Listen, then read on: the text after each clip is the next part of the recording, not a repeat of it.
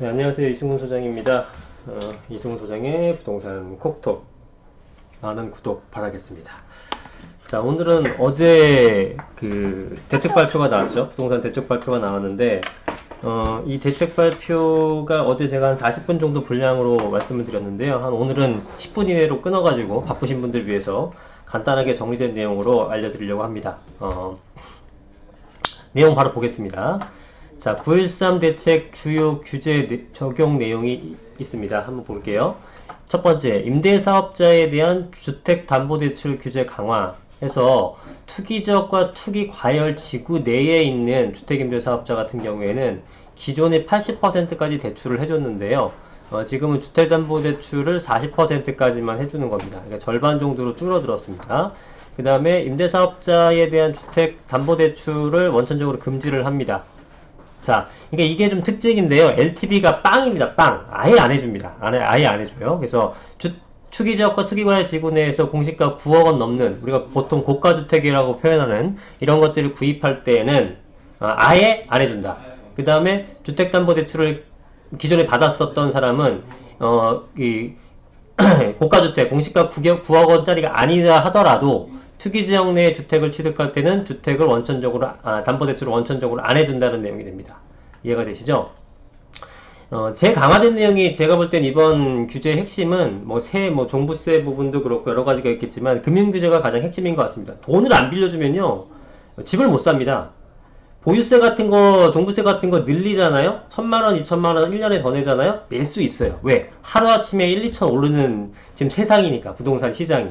근데 사고 싶어도 돈을 안 빌려준다. 이거는 재간 없죠. 그죠? 내는 돈은 내가 어차피 올라간 거니까 어떻게든 내겠다.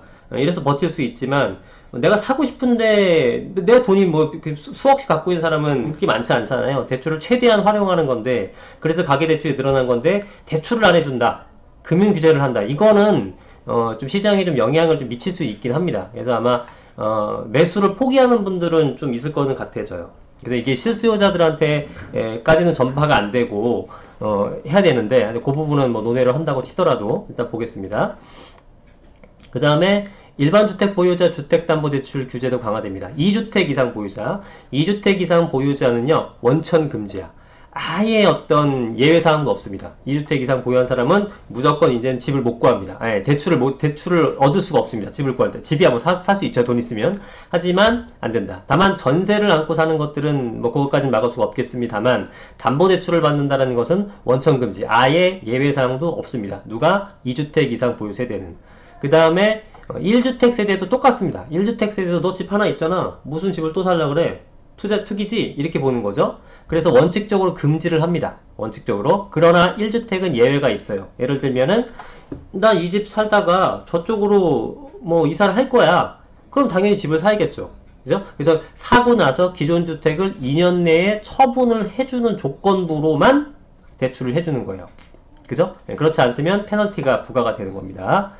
자, 그리고 규제지역 내에 공시가격 9억 원 초과주택을 실거주 목적 외로 구입 시.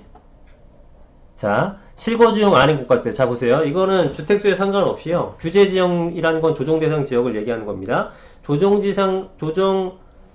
지역 내에서 공시가격 9억 원 초과하는 고가주택을 내가 거주하는 목적이면은 그거는 살 수 있죠. 내가 좀 나는 큰 집 살고 싶어 이럴 수 있잖아요. 그게 투기라고 볼 수는 없는 거죠. 그래서 그런 사람들은 상관없는데 그 크고 비싼 집을 너가 거주 목적으로 안 사? 이건 투기라고 보는 거죠. 그래서 그건 다주택이랑 관계없이 무주택인 1주택이건 규제지역 내 공시가격 9억을 실거주 목적 외로 구입 시에는 대출을 전면 금지하는 겁니다. 그죠? 그 다음에 무주택자는 실거주 목적인 걸 증명해야 되기 때문에 2년 내 전입 조건, 그 다음 1주택자는 아까처럼 기존 주택 2년 내 처분 조건으로만 예외적으로 대출을 해준다라는 겁니다. 이해가 되시죠? 자, 그러면은 밑에 거 한번 볼게요. 실거주용 아닌, 여기까지 했네요. 생활안정자금의 대출 규제. 규제지역 내 2주택 이상 소유 세대에게 LTV DTI 규제를 강화한다. 그쵸? 규제지역 내 2주택 이상 소유세대에겐 지금 아마 30%를 주고 있죠. 그래서 생활안정자금이라고 하더라도 내가 좀 급해요. 뭐 갑자기 큰 사고가 났어, 가족한테. 그래서 돈이 없어갖고 뭐 병원비 마련하려고 대출을 빌려야 돼. 그래도 뭐가 됐던 간에 30%로 지금 규제가 되는 거죠. 왜냐면 생활안정자금을 받아갖고 투기로 하는 수요가 워낙에 많았기 때문에 어쩔 수 없이 이렇게 잡아놓은 걸로 보여집니다. 그 다음에 봐셔야 될 게 전세대출. 요거는 이제 또 해당되는 분들이 많을 것 같으니까 전세대출에 대한 보증 요건이 강화가 됐죠. 잘 보세요. 다주택자는요, 다주택자라면 주택 두 개만 있으면 다주택자입니다. 다주택자는 대출 보증 제한, 끝. 2주택자는 전세대출을 아예 안 해줍니다. 예외 없어요. 그 다음에, 무주택자는 그럼 어떻게 되냐? 무주택자는, 여기 써있진 않지만, 무주택자는 소득 관계없이 무조건 해줘요. 무주택자가 전세 구하는데 대출해줘야죠. 무주택자는 네가 소득이 얼마든 무조건 대출해준다. 2주택자는 네가 소득이 어떻든 무조건 안 해준다. 간단하죠? 그러면 남는 건 뭐냐면 1주택자. 1주택자는 부부 합산해서 소득이 1억 원 이하까지만 전세대출 보증을 해줍니다. 예. 그쵸? 1억 넘어가는 것들은 또 안 해준다는 얘기예요. 1주택자를 하더라도. 자, 그리고 분양권 보유자도 유주택자. 이것도 잘 보세요. 청약이 당첨된 후 계약. 사실은 우리가 뭔가 소유권을 이전을 받으려면 잔금을 지불한 다음에 거기에 대해서 우리 뭐 법무사든 뭐 등기를 뭐 셀프 등기를 하든 간에 그 등기부상에 내 이름으로 찍혀야지만 소유권이 되는 거잖아요. 결국은 잔금을 치르고 나서 내 소유가 되는 건데 이거는 청약 당첨하고 계약만 하더라도 주택 소유로 간주하는 겁니다. 왜냐면 계약하고 나서 잔금까지 한참 걸리니까 당첨 받고도 또 다른데 또 신청해. 이런 사례를 막기 위해서 계약한 것도 주택 소유로 간주해서 무주택 기간을 엄격히 산정하는데요. 요것은 언론에서 나오지 않는 얘기 중에 하나 더 할 거는 뭐냐면 이거는 청약법, 주택법상의 청약 제도 내에서만 주택 소유로 간주하는 겁니다. 자, 무슨 얘기냐? 계약만 하고 나서 주택 너 있는 걸로 간주해서 주택법상 청약할 때 너는 유주택자로 간주하는 거지. 내가 원래 실제로 기존 주택을 갖고 있고 분양권에 당첨돼서 계약만 했다고 해서 2주택으로 보는 건 아닙니다. 소득세법상으로는, 양도세상으로는. 이해되시죠? 청약법, 주택법상 청약제도에서만 주택기간에 유주택으로 인정한다는 거지 그게 다른 법에도 적용된다는 뜻은 아니에요. 예, 요거를 잘 알아두셔야 될 것 같고 그 다음에 실거래가 신고기간 단축 현행 계약 후 60일 이내의 신고기간을 30일 이내로 단축해서 실거래 정보의 적시성 확보. 이게 원래 계약을 하고 나서요 2달 정도 60일 이내에 실거래가 신고가 뜨는 겁니다. 근데 요즘에 하루가 다르게 급격하게 가격이 오르다 보니까 2달 정도의 기간이게 되면은 이 실제 시가와 실거래가의 괴리가 생겨요. 거의 뭐 1억 차이 나죠? 2달이면은. 예, 그러니까 이거를 조금 더 모니터링을 강화시키기 위해서 기간을 30일 정도 줄여버린 겁니다. 예, 무슨 얘기인지 이해가 가시죠? 이해되시죠? 자, 그리고 주택시 안정화 대책 내용 몇 가지만 더 볼게요. 자, 보시면 자, 요거 보겠습니다. 요거. 자, 종부세, 고가주택 세율 인상, 과표 3억원 초과 구간은 0.2에서 0.7%가 늘어난다. 예. 기존에는 과표가 6억원 구간이었는데 과표 3억원 넘어가는 것부터 이제 적용이 되는 겁니다.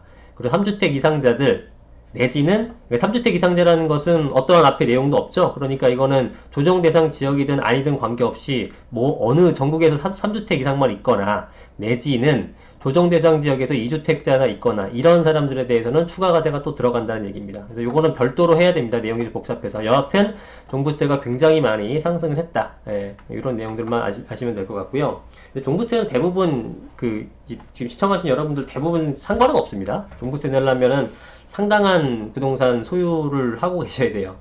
그 다음 다주택자 2주택 이상 세대의 규제지역 내 주택 구입. 자, 단어 하나 잘 보셔야 됩니다. 2주택 이상 세대인데 규제지역, 그죠? 조정대상 지역 내 주택 구입. 그 다음에 규제지역 내 비거주 목적 고가주택 구입. 이거는 주택담보대출을 아예 금지. 2주택 됐으면요 더 이상 조정대상 지역에서는 대출 받을 생각 말아야 된다. 그 다음에 고가주택, 내가 들어가 살 거 아닌 고가주택은 무조건 살 생각 말아야 된다. 왜? 대출이 하나도 안 나오니까. 그쵸? 그 다음에 조정지역 일시적 2주택자 양도세 비과세 기준 강화. 그래서 지금은 A라는 주택을 산 상태에서 B라는 주택을 구입하고요. 얘를 구입한 시점에서 3년이 지나기 전에 얘를 팔면요. 주택은 두 개지만 하나의 주택으로 보고 양도세를 면제를 해줬습니다.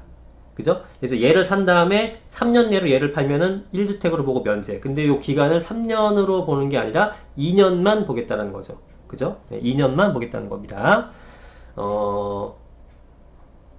근데 이거는 소급 적용은 아니에요. 그러니까 기존에 샀던 것들은 여전히 3년이에요. 여전히 3년.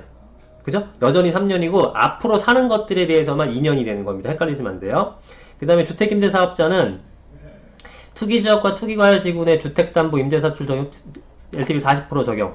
그래서 원래는 얼마였냐면 60에서 80%까지 임대사업자를 대출을 많이 해줬는데 뭐 대출 많이 해줄 테니 임대사업 많이 해 이거였는데 이게 악용되다 보니까 대출을 40%로 줄였다 이런 얘기고요.